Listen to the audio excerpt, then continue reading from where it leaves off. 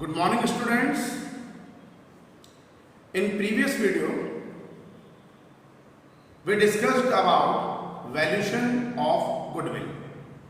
अब इसका accounting treatment of goodwill हम कैसे करेंगे ये बात का टॉपिक है, बट उससे पहले हम आगे के टॉपिक को क्लियर करेंगे, that is revaluation of assets and reassessment of liabilities. Okay, जब भी कोई भी पार्टनरशिप फर्म जब रिकॉन्स्टिट्यूट होती है, at the time of reconstitute a partnership firm there is certain changes, certain alternation in assets and liabilities, जिसे हम बोलते हैं revaluation of assets and reassessment of liabilities.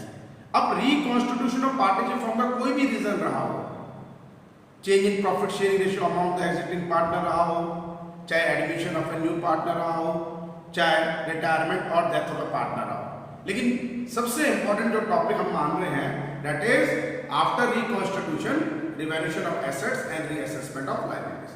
अब जनरली हमें करना क्या है इस कंडीशन में, इस रिवैल्यूएशन ऑफ एसेट्स और रीअसेसमेंट ऑफ लायबिलिटी को शो करने के लिए वी प्रिपेयर रिवैल्यूएशन अकाउंट. हमें एक रिवैल्यूएशन अकाउंट प्रिपेयर करना है, बट थोड़ा सा हम इस रिवैल्यूएशन अकाउंट का बेस क्लियर कर रहे हैं. What is the nature of revaluation account? What adjustments are recorded in revaluation account? And what is the object to prepare it? Okay?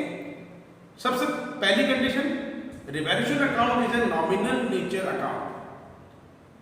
Revaluation account का नेचर बिल्कुल P&L appropriation account, credit account और profit and loss account की तरह ही होता है. It is a nominal nature account. Okay? In which all the expenses and losses after reconstitution of partnership firm are debited and all the income and gain after reconstitution of partnership firm are credited. Okay, ये बहुत important account है हमारे लिए, क्योंकि हम इसे change in profit sharing ratio amount the existing partner भी पढ़ रहे हैं, हम रीड कर रहे हैं. उसके बाद एडमिशन में भी इसके इसी टॉपिक को मेन पढ़ेंगे और उसके बाद में रिटायरमेंट डेथ के अंदर भी. तो सब में कॉमन अकाउंट है, इसलिए इस वीडियो में मैं आपको यही चीज एक्सप्लेन कर रहा हूं, what is the meaning bye revaluation account और हम कैसे प्रिपेयर करेंगे, इसका अकाउंटिंग प्रोसेसिंग क्या है प्रैक्टिकल फॉर्म में.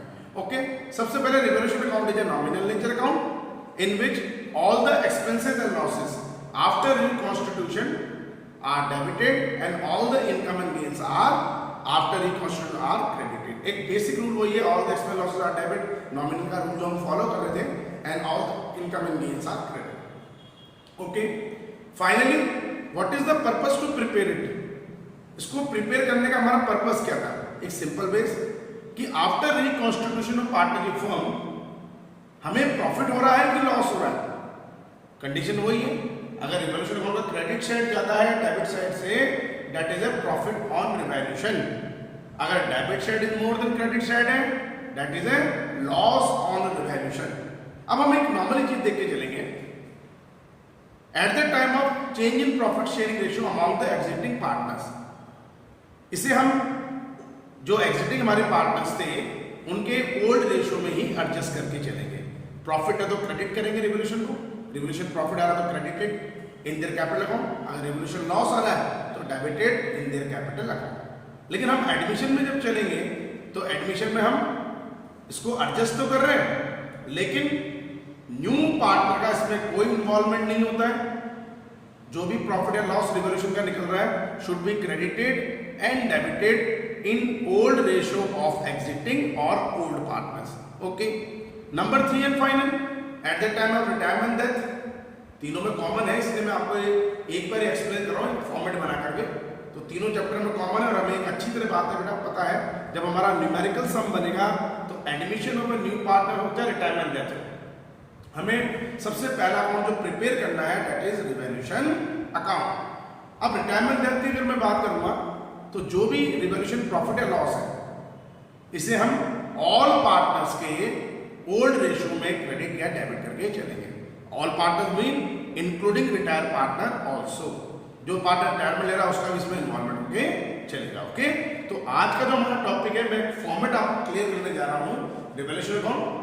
तो थोड़ा ध्यान से आज के वीडियो को आपको देखना, कोई भी डाउट्स आपके आते हैं आप डिस्कस कर सकते हैं. Okay, first of all we prepare revaluation account. Revaluation account for the year ending नहीं बनता है, हमें बात क्लियर है। रिकॉन्स्टिट्यूशन ऑफ पार्टनरशिप फर्म हम किसी भी कंडीशन में करेंगे, ये बिगिनिंग ऑफ द ईयर ही होती है, दैट मीन्स 1 अप्रैल और 1 जनवरी। ओके, तो ये फॉर, इसमें आपको हेडिंग लिखने की जरूरत नहीं है, revolution account for the year ending. Sir ये ईयर एंडिंग तो है नहीं, तो हम इसमें हेडिंग लिखेंगे, सिंपली आपको लिखना है revolution account. Okay, but it is a nominal account, दो साइड हमने ले लिए, particular amount debit side and particular amount that is a credit side. Okay,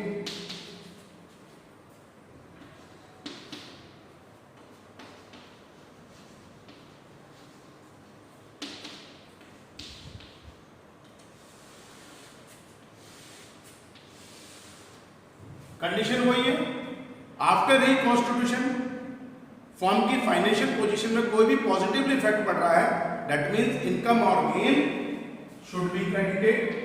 okay, and after reconstitution of partnership firm any kind of losses and expenses should be debited. Okay, अब base to base हम बात करते हैं।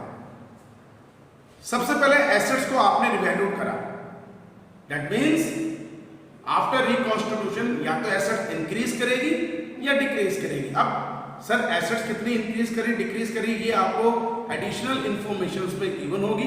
हमारी एक basic information मिलेगी balance sheet before reconstitution, जो आपको गिवन होगी, और हम जब एडिशनल इंफॉर्मेशन पढ़ेंगे तो उसमें एडिशनल इंफॉर्मेशन में हमें ये पता लग जाएगा कि एसेट इंक्रीज कर रही है कि डिक्रीज कर रही है, लायबिलिटीज इंक्रीज करेगी डिक्रीज कर रही है। ओके, अब मैं एक बेसिक चीज पूछ रहा हूँ, बेसिक पॉइंट पर हम चल रहे हैं।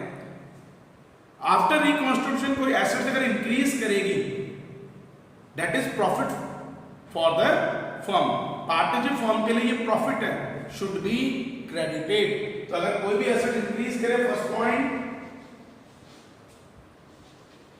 हम उस पर्टिकुलर एसेट के नाम से by assets, by plant and machinery, by land and building, लेकिन हम इसमें कौन सा अमाउंट शो करेंगे, जितना अमाउंट हमारा इंक्रीज या डिक्रीज कर रहा है। तो ये प्रॉफिट है, तो मैं इसको शो करूंगा इंक्रीजिंग अमाउंट से।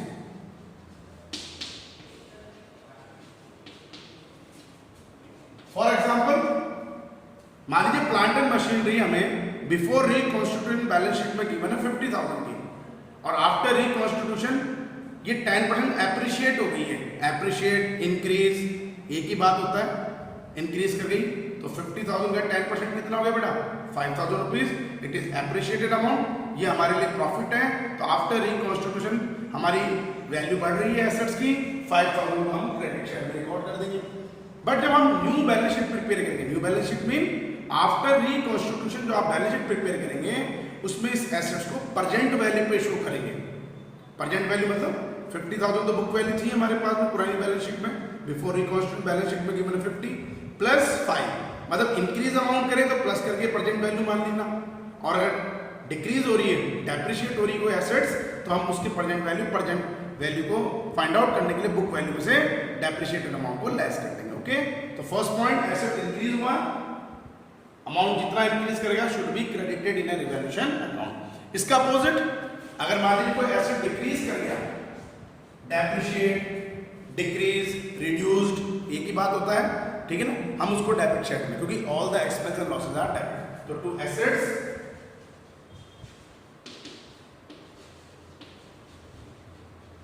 डिक्रीजिंग अमाउंट डेबिट पे। For example plant and machinery 50 का था, but after reconstitution it should be depreciate by 10%।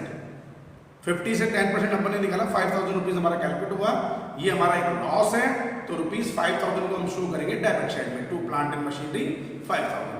But जब हम after reconstitution balance sheet create करेंगे, तो मेरी present value of plant and machinery कितनी होगी, 50 - 5 = 45,000। ओके, तो ये नॉर्मल हमारे पास एडजस्टमेंट्स होता है रिवैल्यूएशन का पहला पॉइंट, जो बहुत इंपॉर्टेंट पॉइंट है।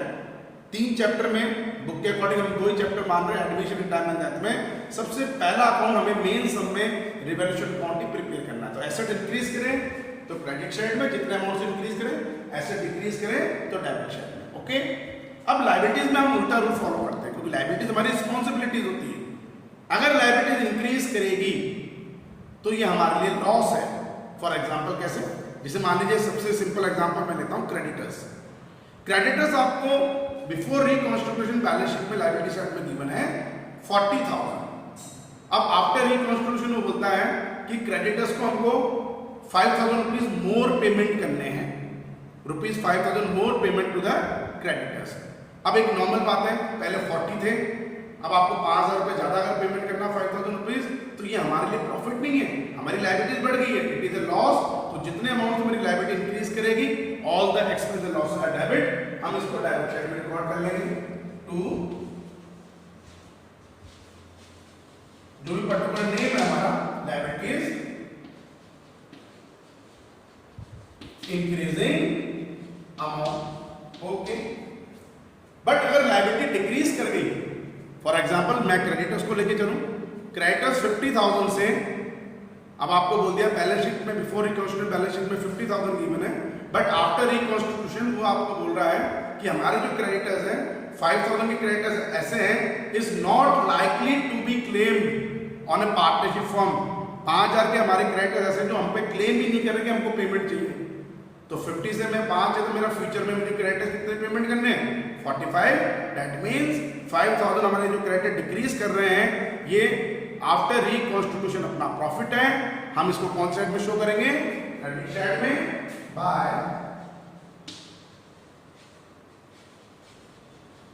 Liabilities decreasing amount. ओके, अब तो बेसिक चीज तो ये होगी जो आपको जब हम प्रैक्टिकल सम करेंगे तो आपको हर सम में मिलेगा ही मिलेगा। अब इसके अलावा एडिशनली चीज अनरिकॉर्डेड एसेट्स और अनफॉरसीन एसेट्स, अनरिकॉर्डेड लायबिलिटीज और अनफॉरसीन लायबिलिटीज।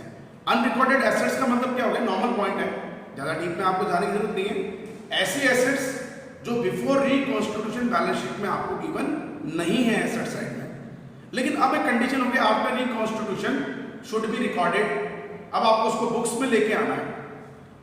जैसे एक फर्नीचर है 10,000 का, वो पहले आपके अनरिकॉर्डेड था, अनफॉरसीन था, मतलब बिफोर रिकॉन्स्टिट्यूशन बैलेंस शीट में आपको गिवन नहीं है, but should be recorded after reconstitution. तो ये हमारे लिए बेनिफिट हो गया है, क्योंकि हमारी एसेट जो रिकॉर्ड नहीं थी अब रिकॉर्ड में लानी है, it is benefit, should be recorded in a credit side in reduction account by unrecorded assets। Okay, फिर मैं आफ्टर रिकॉन्स्टिट्यूशन जो बैलेंस शीट क्रिएट करूंगा तो इसको मैं एसेट साइड में और रिकॉर्ड करूंगा। इसका अपोजिट कोई अनफॉरसीन या अनरिकॉर्डेड लायबिलिटीज थी, फॉर एग्जांपल हमने कोई क्रेडिट बिहाफ पे कुछ परचेज करा, क्रेडिटर्स हो गए, क्रेडिट परचेज हो गई, बट हम उसकी रिकॉर्डिंग करने में ओमिटेड कर गए, recording should not be recorded in proper form, हमने इसको रिकॉर्ड नहीं कराया, लेकिन आफ्टर रिकॉन्स्टिट्यूशन अब आपको इसको रिकॉर्ड में लाना पड़ेगा, पेमेंट आपको करना, तो लायबिलिटीज अब इंक्रीज हो रही है, लायबिलिटीज जो पहले नहीं थी अब आपकी इंक्रीज हो गई, शुड बी डेबिटेड, ये हमारे लिए एक्सपेंसेस हो गया है, आपको फ्यूचर में पेमेंट करना है, should be debited to unrecorded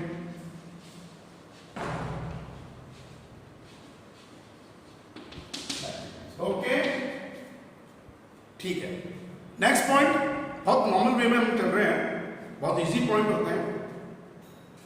provision for claim for damages, हमारी पार्टनरशिप फॉर्म है, ओके, कई तरह के सर्कमस्टेंसेस आते हैं जिसके अंदर हमारे कुछ लीगल फॉर्मेलिटीज भी हमें करनी पड़ती है, लीगली कुछ काम भी होते हैं हमारे पास में, जैसे हम किसी कस्टमर को गलत हमने अमाउंट दिया, गलत गुड सप्लाई कर दिया है, उसने हम पे क्लेम कर दिया और वो क्लेम अपना जो है सर्टन हो गया कि हमको उसको पेमेंट करना है, या कोई डैमेजेस वगैरह हमसे हो गया था, अब वो क्लेम हम पे हो गया है, वो क्लेम हमारा सर्टेनिटी हो गई, हमें पेमेंट करना है, तो ये भी बड़ा एक लायबिलिटीज होती है, इसको हम बोलते हैं provision for claim for damages, provision for claim of damages, ये भी हमारे लिए लायबिलिटीज है, should be recorded in a debit side to provision for claim for damages और लीगल एक्सपेंसेस वगैरह जो भी होंगे वो हमने ले लिए। Okay, next, outstanding expenses. पहले बिफोर रिकॉन्स्टिट्यूशन हमने 2 मंथ की सैलरी अपने स्टाफ को पे नहीं करी थी, बट आफ्टर रिकॉन्स्टिट्यूशन आपको पेमेंट करना है, तो फ्यूचर में हमारी लायबिलिटी LAAL मैंने आपको बताया था, आउटस्टैंडिंग एक्सपेंसेस ये लायबिलिटीज होती है, should be recorded in a debit side. 2 outstanding expenses, या आप इसको दूसरे एग्जांपल में ऐसे भी ले सकते हैं। एक इलेक्ट्रिसिटी चार्जेस था, ये इलेक्ट्रिसिटी का हमारा बिल था, 2 मंथ का पेंडिंग चल रहा है, ड्यू चल रहा है बिफोर रिकॉन्स्टिट्यूशन, अब हमें पेमेंट करना है, तो ये हमारे लिए एक लायबिलिटीज बन गई है, तो should be recorded in a debit side. लेकिन अब जब हम आफ्टर रिकॉन्स्टिट्यूशन बैलेंस शीट भी प्रिपेयर करेंगे, तो वही मैंने 11 में एक चीज आपको बताई थी, outstanding expenses liabilities, prepaid expenses assets, accrued income या accrued income assets, and advance income या earned income is a liability, LAAL। तो यहां तो रिकॉर्ड हो ही रहा है, प्रोविजन वगैरह जो है हमारे पास में आउटस्टैंडिंग एक्सपेंसेस है, जो आपको आफ्टर रिकॉन्स्टिट्यूशन पेमेंट करना है, ये हमने यहां तो रिकॉर्ड करा है डेबिट साइड में। अब इसके बाद में आफ्टर रिकॉन्स्टिट्यूशन जो हम बैलेंस शीट क्रिएट करेंगे, उसमें आप इसको लायबिलिटी साइड में शो करेंगे। इसका अपोजिट तो बहुत रेयर है, प्रीपेड एक्सपेंसेस। आपने पहले ही एडवांस पे कर दिया बिफोर रिकॉन्स्टिट्यूशन, अब आपको पेमेंट नहीं करना है, तो हमारे एक्सपेंसेस कुछ कम हो रहे हैं, हम इसको कहां रिकॉर्ड करेंगे, इन क्रेडिट साइड बाय। लेकिन ये पॉइंट बहुत कम आता है, आउटस्टैंडिंग फिर भी आ जाता है, ये कम आते हैं, लेकिन हम सारे पॉइंट ले रहे हैं। हालांकि हम ये भी मानते हैं जब हम प्रैक्टिकल सम कर रहे हैं सर, तो ये सारे पॉइंट एक साथ इन्वॉल्व नहीं होंगे। वही वैल्यूएशन ऑफ गुडविल में जैसे मैंने आपको फॉर्मेट बताया था, मैंने आपको बहुत सारे आइटम्स उसमें के अंदर शो करे थे, बट उसमें कुछ 2-4 आइटम ही हमारे पास में एडजस्टमेंट शो होते हैं प्लस माइनस के, वैसे इसमें भी है। बट हम जब फॉर्मेट डिस्कस कर रहे हैं तो हमें सारे एडजस्टमेंट को लेना जरूरी है। ओके, तो प्रीपेड एक्सपेंसेस, अब वही जब हम after reconstitution balance sheet create करेंगे, तो उसको आप एसेट साइड में भी रिकॉर्ड करेंगे। ओके, नेक्स्ट पॉइंट जो हम पॉइंट लेके चल रहे हैं, that is accrued income. What is the meaning by accrued income?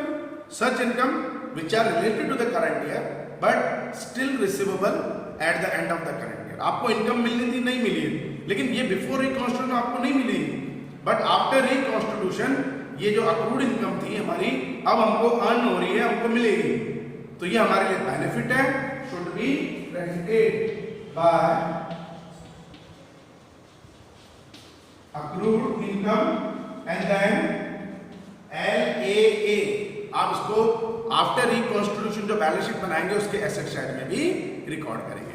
Finally advance income, earned income, before reconstitution ये आपने रिसीव कर ली, अब आपको रिसीव नहीं होगी, तो इनकम थोड़ी सी डिक्रीज हो गई हमारी। तो ऑल द एक्सपेंसेस, क्या लॉसेस तो नहीं बोल रहे, लेकिन हमारा इनकम जो डिक्रीज कर रहा है should be debited to advance income. Okay, फिर आफ्टर रिकॉन्स्टिट्यूशन बैलेंस शीट जो क्रिएट करेंगे, इसको मैं LAAL लायबिलिटी साइड में भी रिकॉर्ड करूंगा। अब सबसे इंपॉर्टेंट चीज जो हम करने जा रहे हैं, ये बेसिक होता है, इसमें आप कभी भी डाउट नहीं करेंगे। ओके, अब सबसे इंपॉर्टेंट पॉइंट जो मैं 11th में भी आपको बोलता था, बैड डेब्ट्स का पॉइंट। अब इस चीज को बहुत ध्यान से हमें समझना है, ठीक है। कोई भी क्यूरीज आपकी आती है, आप इसे डिस्कस कर सकते हैं, नो प्रॉब्लम, ठीक है। अब हम इसको एक पॉइंट पे लाके चलेंगे। Sir, bad debts, what is the meaning by bad debts? जब कोई पार्टनर या कोई हमारा डेटर्स, पार्टनर्स तो हम नहीं बोलेंगे, जब कोई डेटर्स इंसॉल्वेंट डिक्लेयर हो जाता है और वो अपनी लायबिलिटीज हमें या कोई ड्यू मनी हमें पेमेंट नहीं कर रहा है, इट इज अ लॉस, ये हमारा लॉस हो गया। अब मैं इसको कहां रिकॉर्ड करूंगा, डेबिट साइड में, to bad debts. After it, जब हम आफ्टर रिकॉन्स्टिट्यूशन बैलेंस शीट बनाएंगे, तो इसे आपको डेटर्स में से डिडक्ट भी करना है, क्योंकि डेटर्स, जब डेटर्स तो टोटल है हमारे, इतने पैसे मुझे मिलने, लेकिन सर्टेनिटी होगी कि इतने बैड डेब्ट्स हमारे, इतने जो डेटर्स हैं बिकम इंसॉल्वेंट, वो आपको पेमेंट नहीं करेंगे, तो इसका नेगेटिव इफेक्ट पड़ेगा हमारे डेटर्स पे। तो हम बैलेंस शीट में जब एसेट साइड में डेटा शो करेंगे, उसमें डिडक्ट भी करेंगे। इसका अपोजिट एक बार, सर बैड डेब्ट recovered,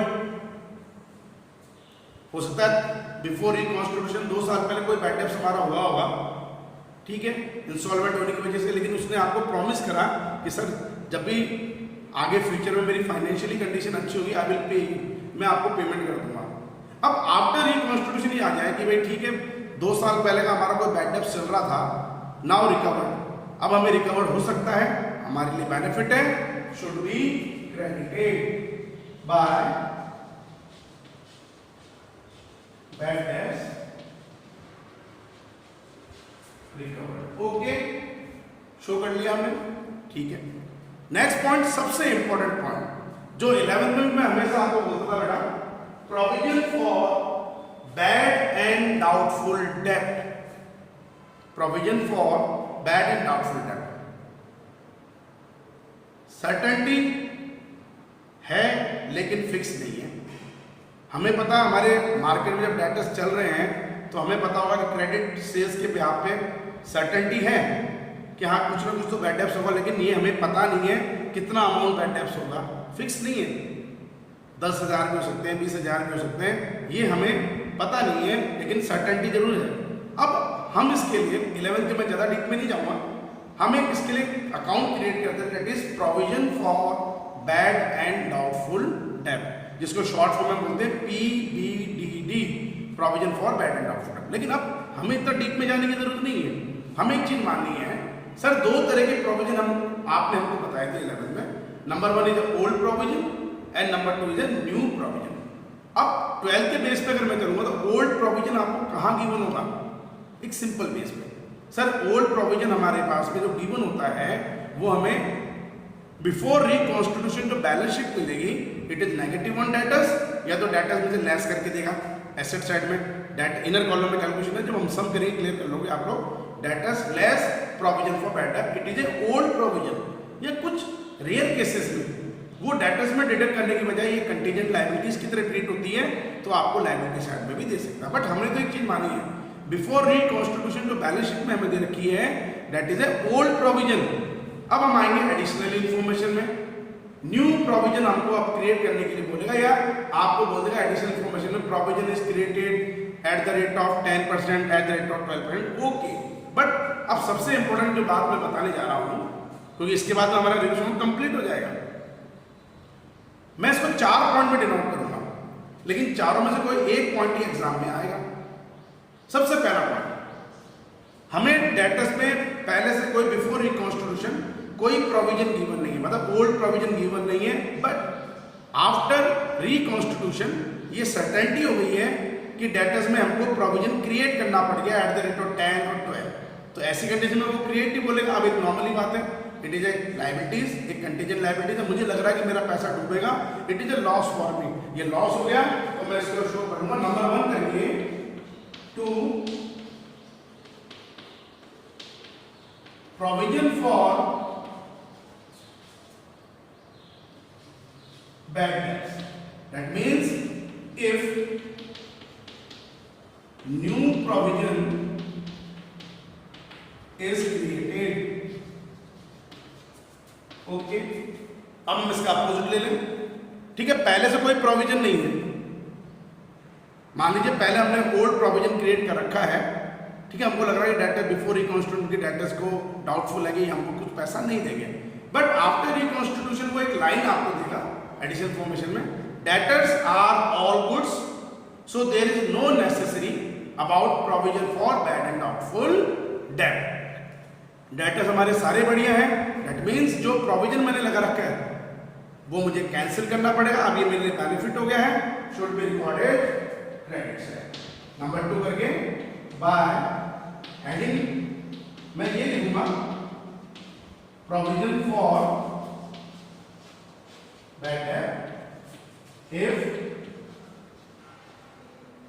debtors are all goods, सारे बढ़िया हैं, ऐसे भी okay.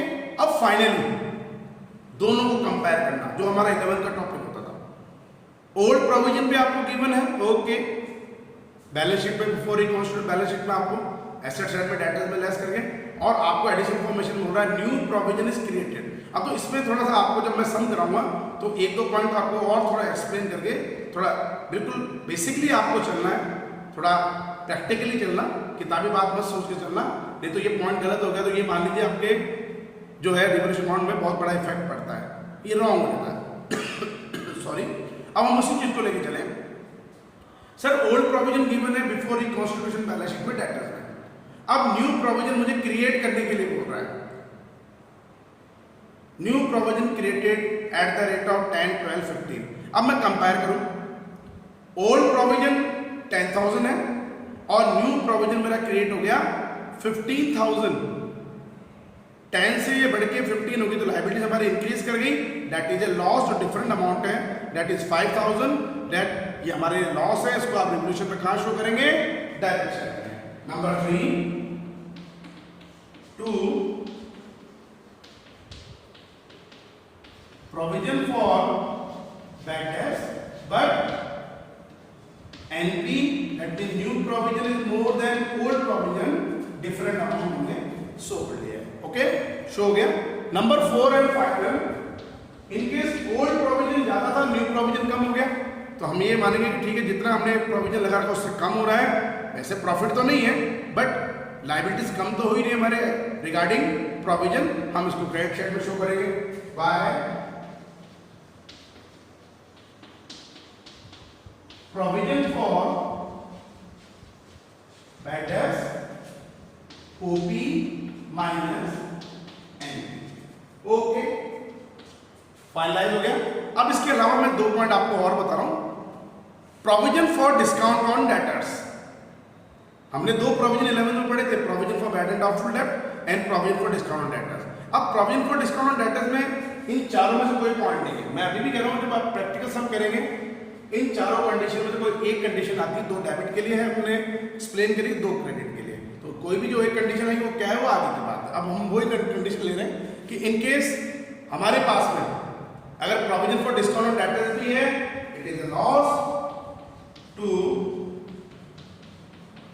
Provision for discount on debtors. इसका अपोजिट क्रेडिटर्स में हमको डिस्काउंट रिसीव होना है, ये रिजर्व हमारे पास में, तो क्रेडिट साइड में शो कर लीजिए by reserve for discount on creditors. Okay, record हो गया हमारे पास में, ठीक है, कंप्लीट।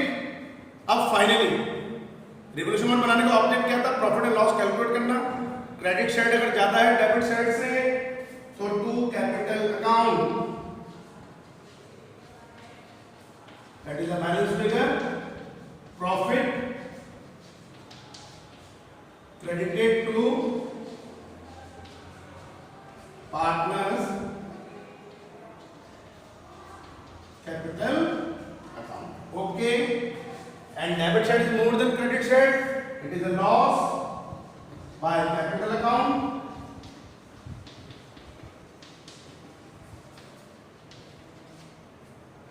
Debited या transfer to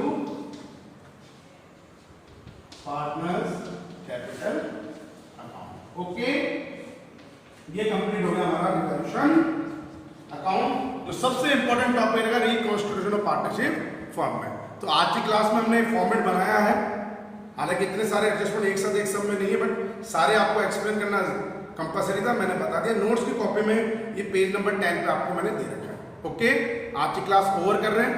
thank you and be safe.